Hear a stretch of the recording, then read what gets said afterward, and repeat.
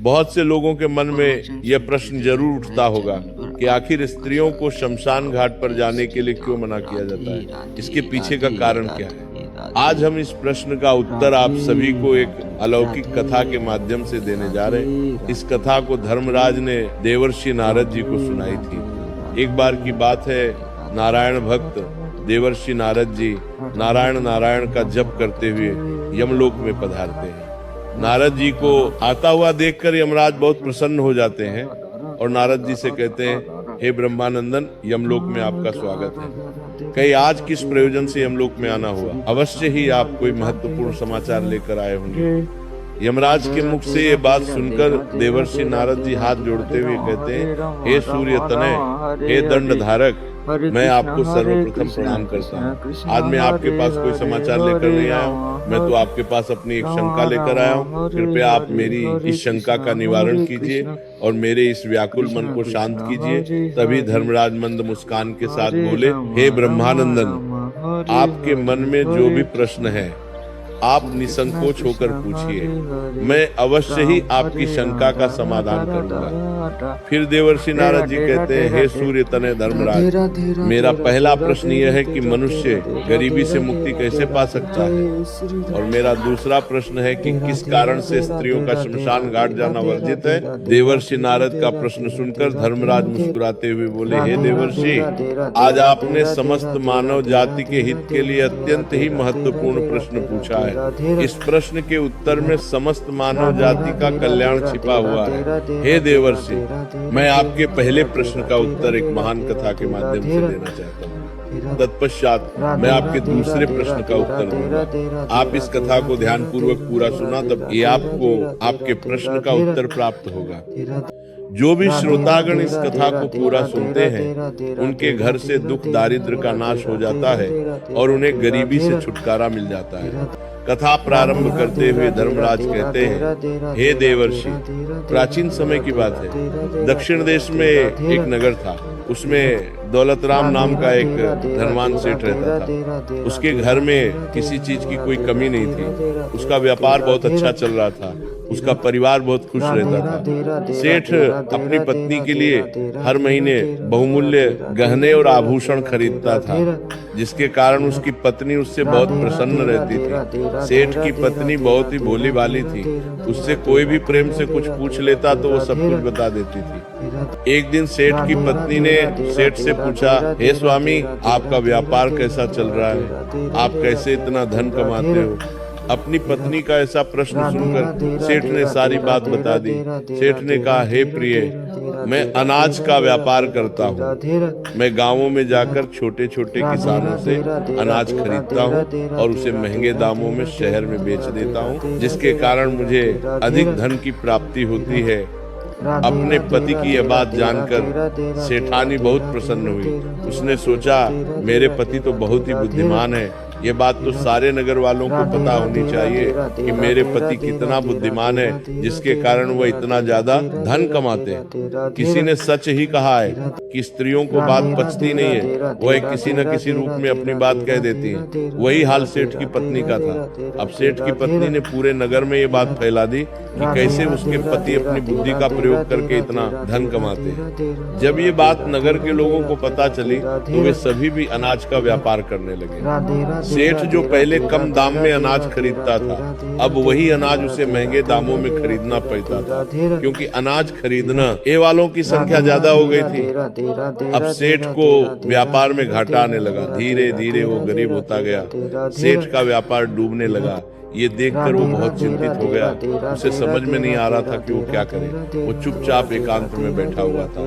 तभी द्वार पर एक साधु महात्मा भिक्षा मांगने आते हैं। साधु महात्मा की आवाज सुनकर सेठ की पत्नी ने दरवाजा खोला और साधु महात्मा को प्रणाम किया। फिर साधु महात्मा ने सेठानी से कहा, हे पुत्री, क्या मुझे भोजन मिल सकता है? मैंने कई दिनों से भोजन नहीं किया है। तभी सेठ की पत्नी ने कहा, हे ब्राह्मण देवता, आप घर के अंदर पधारिए, आपका स्वागत है। उसने साधु महात्मा को बैठने के लिए आसन दिया। फिर वो बोली, हे ब्राह्मण देवता, आप प्रतीक्षा कीजिए, मैं आपके लिए भोजन बनाकर लाती हूँ। थोड़ी देर बाद वह साधु महात्मा के लिए तरह तरह के व्यंजन बनाकर लाई और साधु महात्मा को खाने के लिए दिया। साधु महात्मा ने भोजन किया, उसके बाद विश्राम करने लगे। तभी सेठ जी वहां पर आ गए और उन्होंने साधु महात्मा को प्रणाम किया और शांत भाव से उनके समीप बैठ गए। सेठ को इस प्रकार चिंतित देख साधु महात्मा ने कहा, हे पुत्र, क्या बात है? आप अशांत लग रहे हो, तुम्हारी चिंता का क्या कारण है? तभी सेठ ने कहा, हे ब्राह्मण देवता, मेरा व्यापार बंद होने वाला है, क्योंकि नगर में बहुत से लोगों ने अनाज का व्यापार शुरू कर दिया है, जिसके कारण हमें व्यापार में घाटा आ रहा है, इसलिए मैं इतना चिंतित हूँ। सेठ की बात सुनकर सन्यासी महात्मा ने एक लंबी सांस ली और सेठ से पूछा, बेटा, क्या आपने किसी को बताया था कि आप किस प्रकार अपना धन अर्जित करते हैं, किस प्रकार आप अपनी जीविका चलाते हैं? तब सेठ ने कहा, हे ब्राह्मण देवता, ये बात मेरी पत्नी ने मुझसे पूछा था। तब मैंने उसे बताया था कि मैं अनाज का व्यापार करके धन अर्जित करता हूँ। सेठ की बात सुना। जब सन्यासी महात्मा पूरी बात समझ गए, सेठ से बोले, बेटा, आपने जीवन में बहुत बड़ी गलती कर दी है। आपको किसी से भी ये बात नहीं बतानी चाहिए थी, चाहे वो आपकी पत्नी ही क्यों ना। आगे सन्यासी महात्मा कहते हैं, हे पुत्र, आज मैं तुम्हें एक कहानी सुनाता हूँ। इस कहानी के माध्यम से ये बताऊंगा कि चाहे कितने भी सगे संबंधी हो, उन्हें ये 3 बातें कभी नहीं बतानी चाहिए। यदि आप इन तीनों बातों का पालन करते हैं तो गरीबी आपके आसपास भी नहीं भटकेगी। कहानी सुनाते हुए सन्यासी महात्मा सेठ से कहते हैं, हे पुत्र, प्राचीन काल की बात है। एक नगर में एक गरीब आदमी रहता था। वो इतना गरीब था कि अपने परिवार के लिए ठीक से भोजन भी नहीं जुटा पाता था। कहते हैं ना कि गरीबी मनुष्य के लिए एक अभिशाप के समान होती है। बिना धन के परिवार चलाना बहुत मुश्किल काम है। फिर सन्यासी महात्मा सेठ से आगे कहते, हे पुत्र, वह गरीब आदमी जैसे तैसे अपने परिवार का भरण पोषण कर रहा था। कभी उनको भोजन मिल जाता था तो कभी भूखे पेट ही सोना पड़ता था। एक दिन उस गरीब आदमी की पत्नी ने कहा, हे स्वामी, कब तक हम इस गरीबी के दलदल में जिएंगे? कब हमें इस गरीबी से मुक्ति मिलेगी? हमारे पास तो इतना धन भी नहीं है कि हम भरपेट भोजन कर सकें। ऐसे कब तक चलेगा? फिर उसने अपने पति से कहा, हे पतिदेव, आप धन कमाने के लिए शहर चले जाइए। पत्नी के बार बार कहने पर वह गरीब आदमी धन कमाने के उद्देश्य से शहर की ओर निकल पड़ा। वह जंगलों के रास्ते से शहर की ओर जाने लगा। चलते चलते वो एक जंगल में पहुंच गया। काफी लंबा सफर तय करने के कारण वो बहुत थक चुका था और उसे प्यास भी बहुत लग रही थी। वह जंगल में नदी की तलाश करने लगा। तभी उसे एक नदी दिखाई दी। वह नदी के पास गया और भरपेट पानी पिया और फिर से अपने गंतव्य स्थान की ओर चलने लगा। चलते चलते वो जंगल के बीचों बीच पहुंच गया। तभी उसे एक विशाल का युवट वृक्ष दिखाई दिया, जो अपने चारों ओर एक दिव्य आभा बिखेर रहा था। उसकी शाखाएं मानो आकाश को छू रही थी और उसकी जड़ें धरती को गहराई से बांध कर रखी हुई। उस वृक्ष के चारों तरफ एक शांत वातावरण था और ठंडी ठंडी हवा बह रही थी। वह बेचारा गरीब आदमी उस पेड़ के नीचे बैठकर आराम करने लगा। आगे की कथा सुनाते हुए सन्यासी महात्मा सेठ से कहते हैं, हे पुत्र, वो गरीब आदमी वटवृक्ष के नीचे आराम से लेटा हुआ था। तभी उसने देखा जंगल से एक विशालकाय सर्प आया और पेड़ पर चढ़ गया।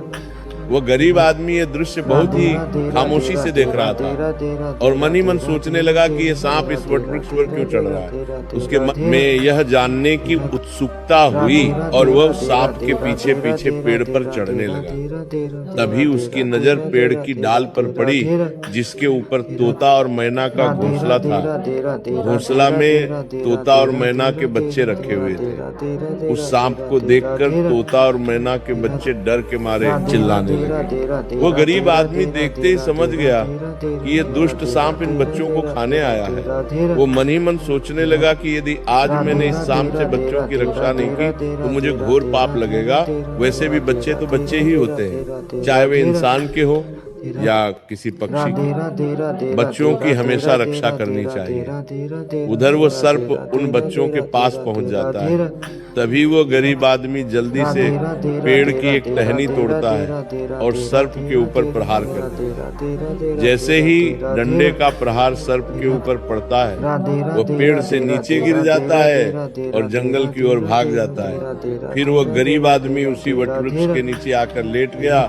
उधर तोता और मैना के बच्चे अपनी रक्षा करने वाले उस गरीब आदमी को भगवान का रूप समझकर मन से दुआएं देने लगे। उसी समय तोता और मैना अपने बच्चों के लिए जंगल से दाना लेकर आ जाते हैं। अपने माता पिता को पास आया देख तोता और मैना के बच्चे बहुत खुश होते हैं और उन्हें पूरी घटना बताते हैं और कहते हैं, हे माँ, इस वृक्ष के नीचे जो मनुष्य विश्राम कर रहा है वह हमारे लिए ईश्वर का रूप बनकर आया था, जिसने हम सबको सर्प का आहार बनने से बचाया है। इसी मनुष्य ने उस भयानक सर्प को मारकर भगाया था और हमारे प्राण बचाए। हम इसके कर्जदार हो गए। अगर ये मनुष्य उस सर्प को नहीं मारता तो आज हम काल के गाल में समा चुके होते। आज से हम सब इसके आभारी हो गए। अपने बच्चों के मुख से उस व्यक्ति की प्रशंसा सुनकर तोता और मैना बहुत खुश होते हैं। फिर तोता और मैना उस गरीब आदमी के पास जाते हैं और उसका धन्यवाद करते हुए कहते हैं, हे भले मनुष्य, आज आपने हमारे बच्चों की जान बचाकर मुझ पर बहुत बड़ा उपकार किया है। हम दोनों आपका ये उपकार कभी नहीं भूलेंगे। फिर तोता और मैना ने उस गरीब आदमी से पूछा, हे भले मनुष्य, आप कौन हैं और आप कहाँ जा रहे हैं? मित्र, तोता और मैना के पूछने पर वो गरीब आदमी कहता है, हे पक्षियों, मैं एक गरीब आदमी हूँ और धन कमाने के लिए शहर जा रहा था। काफी लंबा सफर तय करने के कारण मैं थक गया था। तभी मेरी नजर इस वट वृक्ष पर पड़ी, जिसकी शीतल छाया के नीचे बैठकर मैं आराम करने लगा। तभी मैंने देखा कि एक दुष्ट सर्प तुम्हारे बच्चों को खाने के लिए तुम्हारे घोंसले के पास जा रहा था। उसी समय मैंने अपने मनुष्य धर्म का पालन करते हुए उस सर्प को मारकर भगा दिया। फिर तोता और मैना बोले, हे भोले मनुष्य, तुमने हम पर बहुत बड़ा उपकार किया है। संसार में सबसे बड़ी खुशी बच्चों से होती है। बच्चों से अधिक प्रिय तो किसी को कोई नहीं होता। आप भी तो धन कमाने अपने बच्चों के लिए जा रहे हैं। अब आपने हमारे बच्चों की जान बचाई है तो हम आपके बच्चों की भूख मिटाना चाहते हैं। तब उन्होंने बताया, हम दोनों तोता और मैना नाम के पक्षी हैं। आज से हम तुम्हारे लिए बहुमूल्य ये मोती ला कर देंगे। हमने सुना है कि ये मोती मनुष्यों के लिए बहुत मूल्यवान होते हैं। हम तुम्हें कुछ मोती देते हैं, तुम उन्हें बेचकर बाजार से अपने लिए कुछ खाने पीने का सामान ले आओ, लेकिन बदले में आज से तुम यहीं रहकर हमारे बच्चों की देखभाल करते रहना। हम तुम्हें प्रतिदिन कीमती मोती लाकर देते रहेंगे।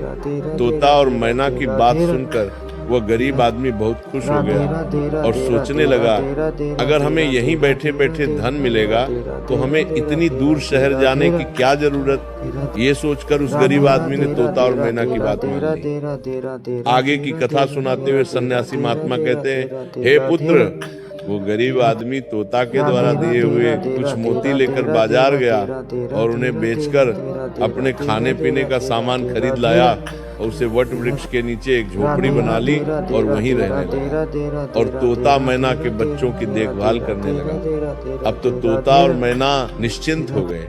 उन्हें उनके बच्चों की रक्षा करने के लिए एक विश्वास पात्र आदमी मिल गया था। अब तो वो बेफिक्र होकर सुबह सुबह अपने घोंसले से उड़ जाते थे और शाम को लौट कर आते थे। अपने बच्चों को घोंसले में सुरक्षित देखकर वे बहुत खुश होते थे और उस गरीब आदमी का धन्यवाद करते थे और बदले में उसे बहुमूल्य मोती ला कर देते थे। इस तरह से धीरे धीरे तोता और मैना के बच्चों की देखभाल करते करते उसे कई महीने बीत गए थे। इधर तोता और मैना के बच्चे भी धीरे धीरे बड़े हो गए। अब उस गरीब आदमी को अपनी पत्नी और बच्चों की याद आने लगी। फिर उसने एक दिन तोता और मैना से कहा, हे पक्षियों, बहुत दिन हो गए हैं, मैं अपने घर नहीं गया। पता नहीं हमारी पत्नी और बच्चे कैसे और किस हाल में है। ये सुनकर तोता और मैना ने कहा, हे भले मनुष्य, अब तुम निश्चिंत होकर अपने घर जाओ और अपने बच्चों के साथ रहो। हमारे बच्चे भी अब उड़ने के काबिल हो गए, अब मुझे कोई भय नहीं। तुम अपनी पत्नी और बच्चों की देखभाल करो। यदि कभी तुम्हें हमसे मिलने का मन करे तो तुम इसी स्थान पर आ जाना। इतना कहकर तोता और मैना उस गरीब आदमी को ढेर सारे मोती दे देते हैं। अब वो गरीब व्यक्ति उन मोतियों को अपने साथ लेकर अपने घर पहुंच जाता है। उसने वो मोती अपनी पत्नी को दिखाए। इतने सारे मोती एक साथ देखकर उसकी पत्नी बहुत प्रसन्न हुई। उसने पूछा, पतिदेव, तुम ये कीमती मोती कहाँ से लेकर आए हो? तब उस आदमी ने अपनी पत्नी से कहा, हे प्रिय, ये सारे मोती मुझे तोता और मैना ने दिए हैं। मैं कई महीनों से एक तोता और मैना के बच्चों की देखभाल कर रहा था। बदले में उन्होंने मुझे ये बहुमूल्य मोती दिए। ये मोती बहुत कीमती और अनमोल हैं। इन्हें बेचकर हम धनवान बन सकते हैं और इस गरीबी के अभिशाप से बाहर निकल सकते हैं। अब हम इन मोतियों को बेचकर अपने बच्चों के लिए अच्छे अच्छे वस्त्र लाऊंगा और तुम्हारे लिए नए नए आभूषण बनवाऊंगा। आगे सन्यासी महात्मा सेठ से कहते हैं, हे पुत्र, अब वो आदमी उन मोतियों को बेचकर बाजार से अपने घर का सारा जरूरी सामान ले आया और अपने लिए एक बहुत ही सुंदर घर बनवाया। फिर वो अपनी पत्नी और बच्चों के साथ आराम की जिंदगी जीने लगा। एक दिन उस राज्य के राजा रुद्रदेव की तबीयत अचानक खराब हो गई और वो एक गंभीर रोग से ग्रसित हो गया। राजा का इलाज करने के लिए दूर दूर से बड़े बड़े वैद्य हकीम राजा का इलाज करने के लिए आने लगे और अपने अपने तरीके से इलाज करना शुरू कर दिया, लेकिन राजा के स्वास्थ्य में कोई सुधार नहीं हुआ। फिर एक दिन राजकीय वैद्य ने कहा, महाराज, इसका एकमात्र इलाज यही है कि आपको किसी तोते के बच्चे का मांस मिल जाए तो आप बिल्कुल ठीक हो सकते हैं। वैद्य की ये बात सुनकर राजा रुद्रदेव ने अपने मंत्री को बुलाया और कहा, जाओ इसी समय राज्य में घोषणा करवा दो कि जो भी व्यक्ति राजा को तोता लाकर देगा उसे 100 स्वर्ण मुद्राएं उपहार में दी जाएंगी। राजा के आदेशानुसार मंत्री ने सारे राज्य में घोषणा करवा दिया कि जो भी व्यक्ति महाराज के लिए तोता लेकर आएगा उसे उपहार में 100 स्वर्ण मुद्राएं दी जाएंगी। ये बात पूरे राज्य में हवा की तरह फैल गई। नगर के लोग तोते की तलाश में इधर उधर जंगलों में जाने लगे, लेकिन किसी को भी तोता नहीं मिला। अंत में सबके हाथ में निराशा ही आई। आगे की कथा सुनाते हुए सन्यासी महात्मा सेठ से कहते हैं, हे पुत्र, एक दिन उस गरीब आदमी की स्त्री अपने पड़ोस में कुछ स्त्रियों के साथ बैठकर बात कर रही थी। तभी बातों ही बातों में उन सबके बीच तोते की चर्चा छिड़ गई। तभी एक स्त्री उस गरीब आदमी की पत्नी से बोली, बहन, क्या तुम्हें पता है कि राजा किसी गंभीर रोग से ग्रसित हैं, जिनके इलाज के लिए वैद्य ने एक तोता लाने के लिए कहा है। वैद्य के कहने पर राजा साहब ने तोते का बच्चा लाने का आदेश दिया है और साथ में ये भी कहा है कि जो भी तोते का बच्चा लेकर आएगा उसे वह 100 स्वर्ण मुद्राएं उपहार में देंगे। आगे वह कहती है, हे बहन, तोता लाना कोई आसान काम नहीं है। इतना ही आसान काम होता तो राजा के पास इतने सैनिक हैं, वह कब का ले आते हैं। जब उस गरीब आदमी की पत्नी ने ये बात सुनी कि राजा साहब बीमार हैं और उन्होंने घोषणा की है कि जो कोई उन्हें तोते का बच्चा ला कर देगा उसे वो उपहार में 100 स्वर्ण मुद्राएं देंगे, तो ये सुनकर वो बहुत खुश हो गई और उसने कहा, अरे बहनों, तोता लाना कौन सी बड़ी बात है। मेरे पति तो कई महीने तक तोता और मैना के बच्चों की देखभाल करके आए हैं, वह एक नहीं कई तोते ला सकते हैं। इतना कहने के बाद वो अपने घर चली गई। नगर की स्त्रियों ने जब उसकी ये बात सुनी तो उन्होंने अपने अपने पतियों से जाकर बताया। धीरे धीरे ये बात पूरे नगर में फैल गई। जब ये बात राजा रुद्रदेव को पता चली कि उनके राज्य में एक व्यक्ति है जो तोता और मैना के बच्चों की देखभाल करता था और वो उसके लिए तोता लेकर आ सकता है, तो राजा ने तुरंत अपने सैनिकों को आदेश दिया कि जाओ उस आदमी को पकड़कर मेरे सामने उपस्थित करो। राजा का आदेश पाकर राजा के सैनिक उस आदमी को पकड़कर राजा के सामने लाकर खड़ा कर देते। राजा ने उससे क्रोधित होकर कहा, इतने दिनों तक तुमने मुझे तोता लाकर क्यों नहीं दिया? जाओ इसी क्षण तोता लेकर आओ। यदि तुम मेरे लिए तोता लेकर आओगे तो मैं तुम्हें उपहार दूंगा, परंतु तुमने छल करने की कोशिश की तो तुम्हें मृत्यु दंड की सजा मिलेगी। राजा की ये बात सुनकर वो आदमी घबरा गया और बोला, हे महाराज, आप मेरे प्राण ले लो पर मैं आपको तोता का बच्चा लाकर नहीं दे सकता। मैंने तो उनकी जान बचाई थी।